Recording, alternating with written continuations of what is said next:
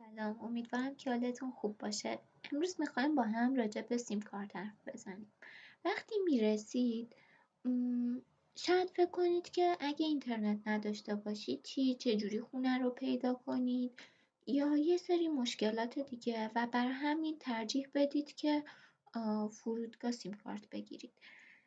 اگه این کار رو بکنید هزینه بیشتری باید پرداخت کنید، یعنی هزینه‌ای که باید برای 1 ماه سیم کارت پرداخت بشه رو شما پرداخت میکنید و یک مقدار بیشتر پرداخت میشه فقط برای گرفتن یه سیم کارت اعتباری.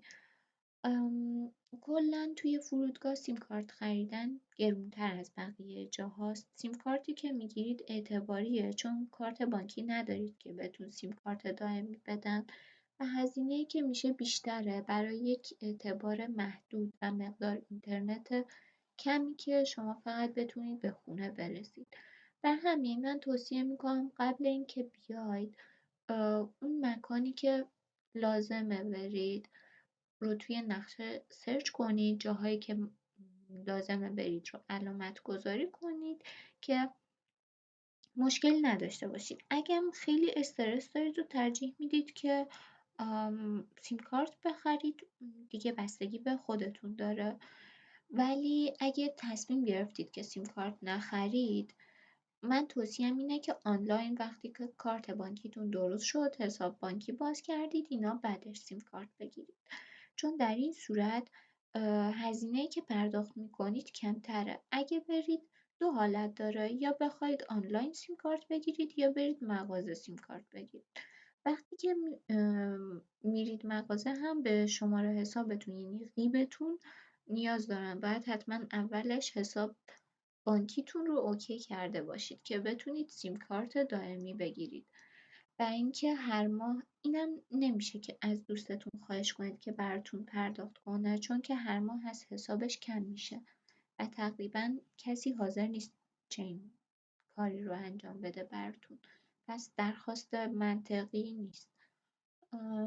حتما باید خودتون سیم کارت بگیرید وقتی که یا سیم کارت دائمی وقتی که حساب بانکیتون باز شد ازتون قیب میخوان و کارت اقامتتون یا ویزایی که دارید.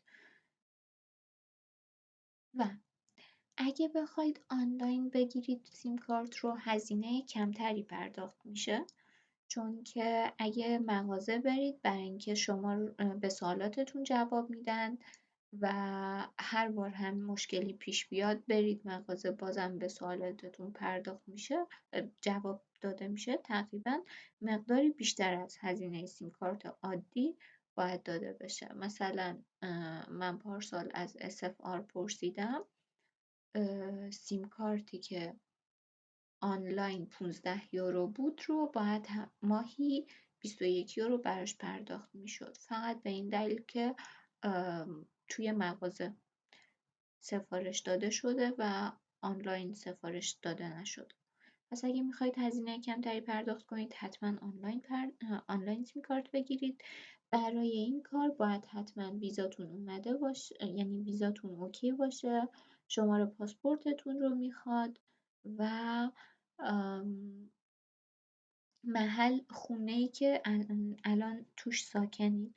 برای اینکه سیم کارت به خونه پست میشه تقریبا 10 یورو بابت سیم کارت میگیرن، بستگی به اپراتور داره. اپراتور بویک که حالت آنلاینش میشه BNB و 1 یورو میگیره در حال حاضر. SFR که میشه رد SFR 10 یورو میگیره بر خود سیم کارت و تعرفه هاش متفاوته. برای اینکه بدونید چه سیم کارتی مناسبه، اگه بودجه براتون مهم نیست که حتما بیاید سرچ کنید که چه آنتن سیم کارت های مختلف توی فرانسه چجوریه. یه نقشه اینجوری براتون میاره که سبزا حالت اکتیو رو نشون میده، یعنی الان در حال حاضر آنتن دهیش اوکیه و هیچ مشکلی نداره. زردا تقریبا خردلی، یعنی که به صورت اخیراً به روز رسانی شده و قرمز یعنی میخوان که به روز رسانیش کنن. منطقه‌ای که زندگی میکنید رو کدش رو اینجا بزنید، مثلا و اپراتوری که مد نظرتونه اورنج SFR فریه یا بویگه. کلا 4 تا اپراتور داریم. اگه بیشتر توی فرانسه اگه بقیه سیم کارت ها مد نظرتون باشه همشون زیر مجموعه این 4 تا هستن. مثلا بویگ رو اگه چک کنیم بچه‌هایی که دانشگاه هستن این منطقه هستن.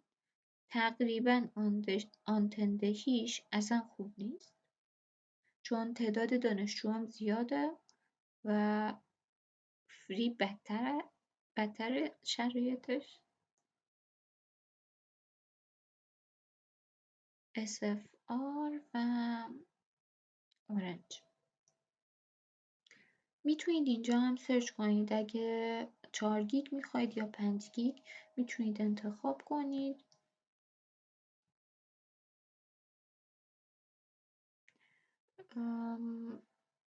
بعد اینکه تصمیم گرفتید چه اپراتوری رو خریداری بکنید میتونید از این سایت یا این سایت تعرفه ها رو چک کنید.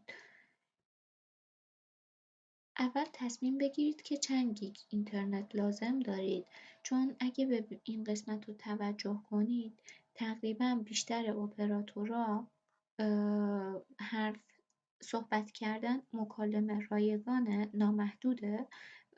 رایگان که نیست باید پرداخت بکنید ماهانه ولی مکالمه نامحدوده به جز این حالت اورنج که 2 ساعت مکالمه دارید توی 1 ماه و اینکه SMS و MMS هم نوشته که نامحدوده یا نه.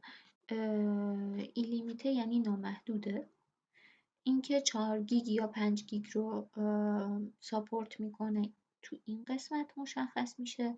هزینه که باید برای گرفتن سیم کارت پرداخت بشه اینجا عنوان شده و اینکه چه نوع سیم کارتی هست. مثلا فری که خودش اپراتور جداست ولی مثلا یو پرایس زیر مجموعه SFR یعنی خب اومده از شرکت SFR چیز گرفته یه شعبه گرفته پس سرعتی که داره از SFR کمتره ولی خب هزینه‌ای که پرداخت میشه کمتره به نسبت. بستگی به بودجه‌تون داره. افتضاح ترین حالت بین اورنج و SFR و بویگ و فریه. آنتن دهیش خوب نیست. مکالمه بیشتر جاها آنتن نداره، اینترنت آنتن نداره ولی خب قیمتش مناسبه. بر بعضی جاها هم آنتن دهیش خوبه.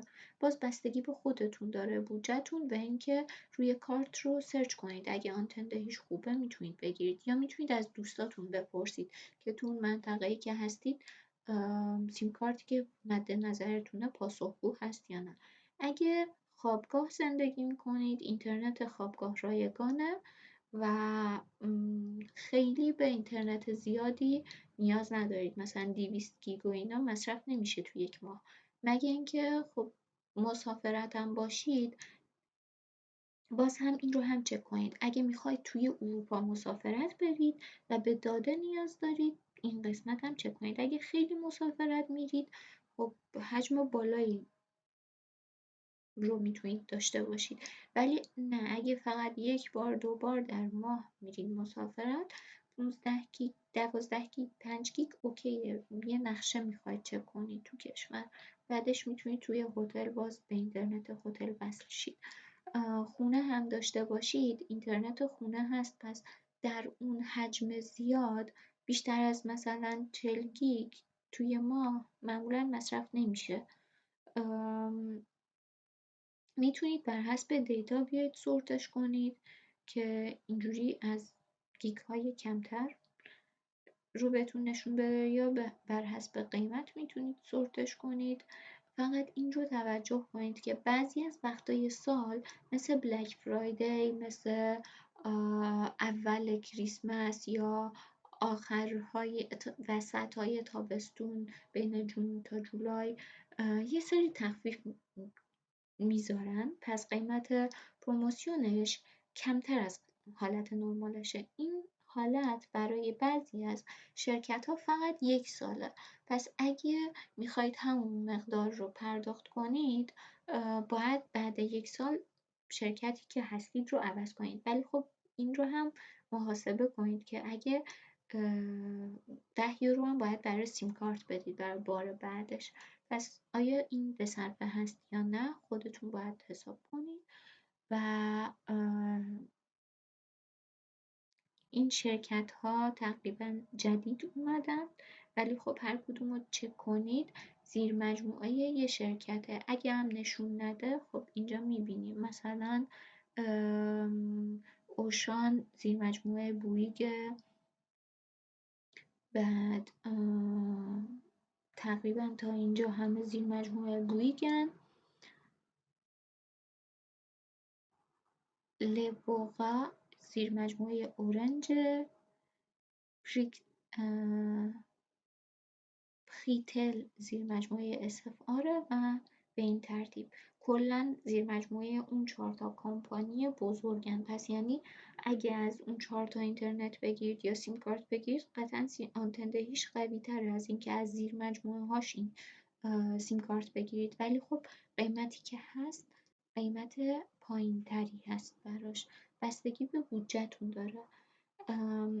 چیزی که باید دقت کنید وقتی که میرید مغازه، مثلا امسال بویک فقط توی مغازه هاش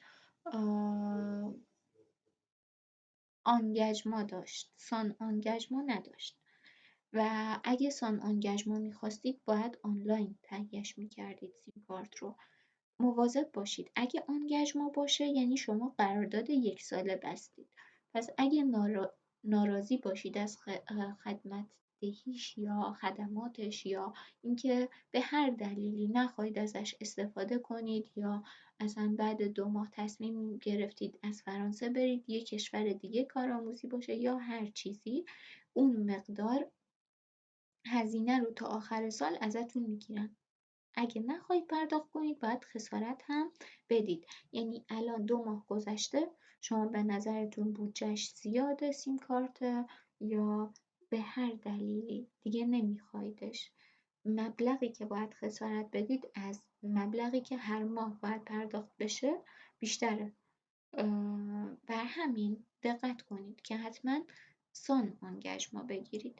اگه هم بهتون توضیح دادن نه خب ما فقط میخوایم برای اینکه شما وفاداریتون رو ثابت کنید و اینا، گوش ندید، به ضرر خودتونه. شاید اصلا راضی نبودید یا خونتون رو عوض کردید، آن دهیش مناسب نبود یا هیچی، هر چیزی. حالت عادی میتونید همین الان بگید من سیم کارت رو نمیخوام اگه سان آنگژما باشه و شرکتتون رو عوض کنید اگه مناسب نبود. ولی اگه آنگژما باشه مجبورید که 1 سال اون کمپانی رو تحمل کنید. چیز دیگه‌ای که لازمه بگم اینه که بعضی از شرکت‌ها ازتون برای اینکه سیم کارت داشته باشید اگه مبلغ توی حسابتون کم باشه یا هر دلیل دیگه‌ای که خودشون برای بعضی از افراد دوست دارن ودیعه میگیرن. وقتی چنین چیزی رو ازتون خواستن شرکت رو عوض کنید. دلیل قانع کننده‌ای برای ودیعه برای سیم کارت نیست. مثلا اگه سوش که زیر مجموعه اورنجه بهتون گفتش که شما باید 500 یورو چک برام بفرستید و این ودیعه استفاده از سیم کارتتون میشه، از خودشونم بپرسید دلیل چیه یا بر چه اساسی از بعضی از افراد میخواید ولی از بعضی ها نمیخواید، هیچ دلیل قانع کننده‌ای براتون نمیارن و اصلا منطقی نیست. برای خونه اجاره کردن منطقی ودیعه بده یک نفر، چون که اگه یه چیزی خراب بشه باید پول اونو پرداخت کنه، ولی برای سیم کارت هیچ دلیلی نداره. پس عاقلانه نیست که شما چک بدید بابت داشتن سیم کارت که یک حق نرماله و میتونید از یک شرکت دیگه بگیرید.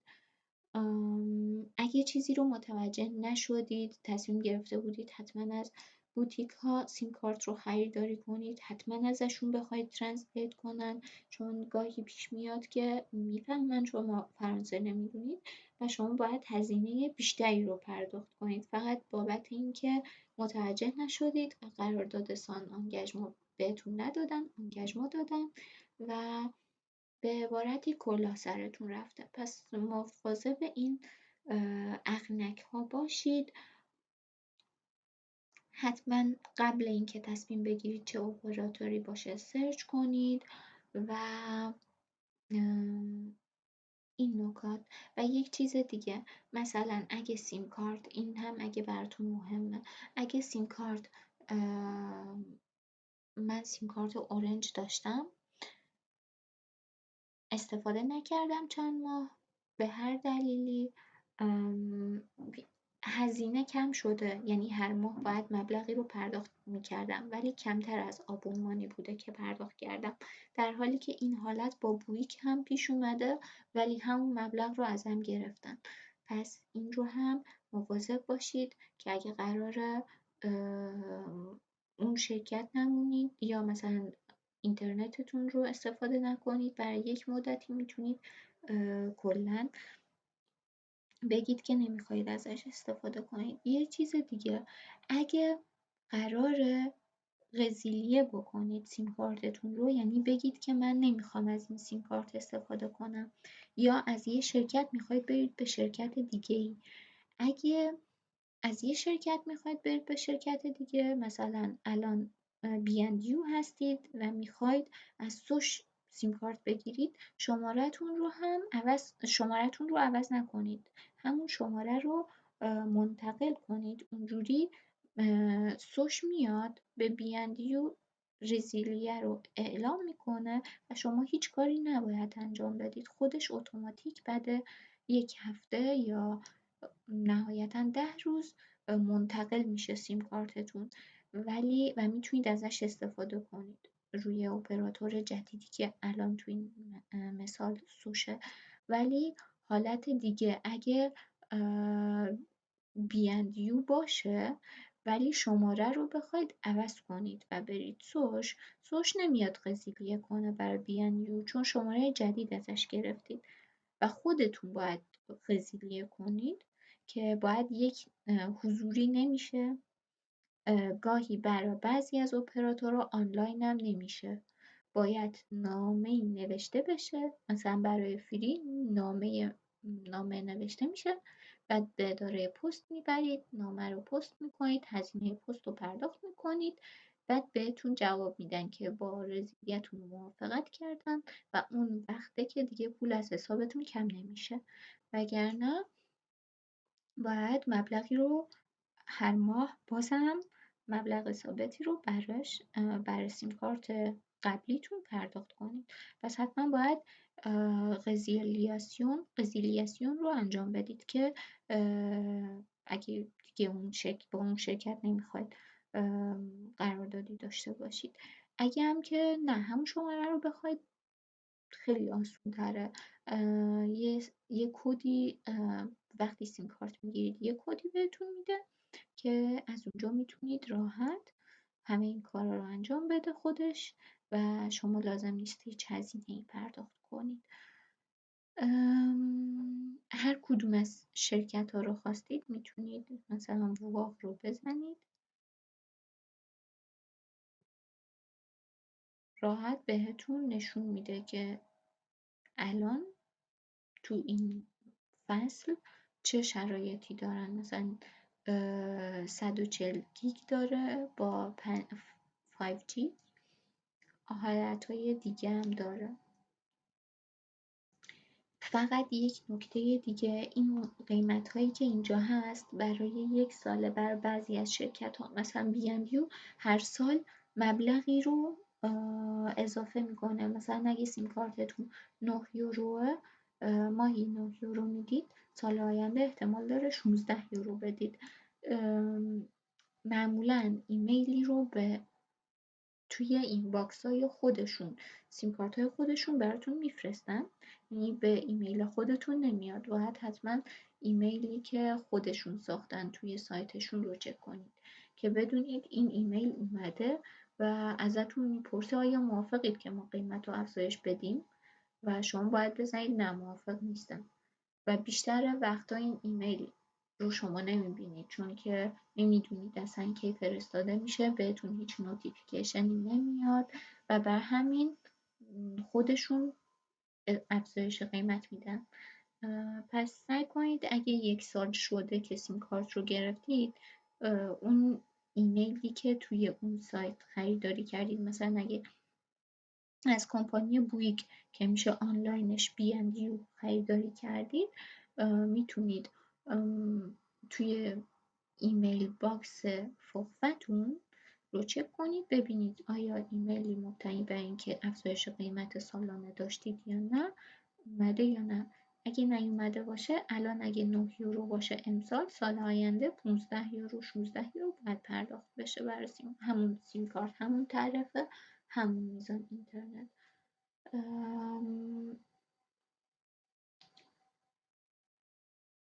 ولی خب بعضی از کمپانی‌ها این حالت رو ندارن.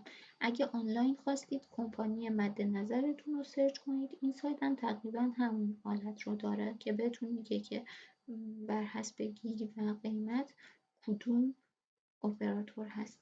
حالت اگه بیرون رفتید مغازه اپراتور SFR، ولی اگه آنلاین خواستید سرچ کنید رد SFR. اپراتور بویگ داریم، آنلاینش B&U، اورنج داریم، آنلاینش سوشه و فری هم که همون فریه. بقیه کمپانیا زیر مجموعه کمپانی‌های دیگه. امیدوارم براتون مفید بوده باشه. روز خوبی رو براتون آرزو میکنم.